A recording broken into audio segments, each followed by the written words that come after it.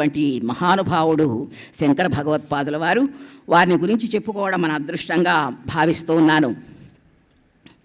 ఆయన యోగం, అష్టాంగ యోగ సిద్ధులన్నీ కూడా తెలిసినటువంటి వాడు కాబట్టి కైలాసానికి వెళ్ళారు.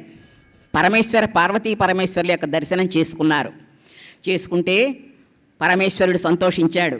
సంతోషించి, ఏమిటి కావాలి నీకు అంటే, నువ్వే కావాలయ్యా, నువ్వే కావాలి అనగానే పరమేశ్వరుడు 5 శివలింగాలను ఇచ్చాడు శంకరులకు. చిన్నవాడే అయినా కూడా 5 శివలింగాలను ప్రసాదించాడు పరమేశ్వరుడు.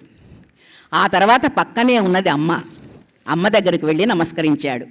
ఏం నాన్న, ఏమిటి సంగతి అంటే, ఏం కావాలి నీకు అన్నది. అమ్మా, నీ తత్వం కావాలి, నీ తత్వం ప్రపంచానికి, లోకానికి తెలియచేయాలి. నీలో ఉండేటటువంటి మంత్ర తంత్ర యంత్ర విద్యలన్నీ కూడా నాకు అవగతం కావాలి.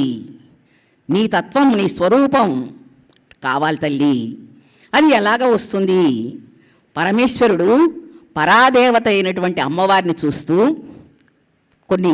కొంత వాంగ్మయాన్ని సృష్టించాడు. పరావిద్య అంటారు దాన్ని. ఆ విద్య కావాలి తల్లి నాకు అని అడిగాడు. అడిగేటప్పటికీ అమ్మవారు సంతోషించింది. అట్లాగేనని ఏ శంకరుడు అయితే ఆయన విశ్వనాథుడు అమ్మవారిని పరాదేవతగా పూజించేటటువంటి ఆ అమ్మవారిని చూసి రచించాడో ఆ వాంగ్మయాన్ని గ్రంథ రూపంలో శంకరులకిచ్చింది అమ్మవారు పార్వతీదేవి. తీసుకున్నాడు. అయ్యవారు శివలింగాలు ఇచ్చాడు. అమ్మవారు ఈ తన యొక్క మంత్రతంత్ర సారమైనటువంటి విద్యను, పరావిద్యను ప్రసాదించింది. తీసుకొని వస్తూ ఉన్నాడు. వస్తూ ఉంటే దాన్ని అమ్మవారి యొక్క సౌందర్యం, జగద్విఖ్యాతమైనటువంటి అమ్మవారి దివ్య సౌందర్యమే సౌందర్య లహరి. అది వర్ణించాడు, పరమశివుడు వర్ణించాడు. కాబట్టి అది తీసుకొని వస్తూ ఉన్నాడు. వస్తూ ఉంటే మధ్యలో నంది అడ్డం పడ్డాడు.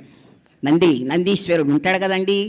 శివుడు ఎక్కడ ఉంటే నంది అక్కడే ఉంటుంది. ఎక్కడికి పోకుండా, ఏమీ చేయకుండా 2 కళ్ళు ఆయన వైపే పెట్టుకొని చూస్తూ కూర్చుంటాడు నందీశ్వరుడు.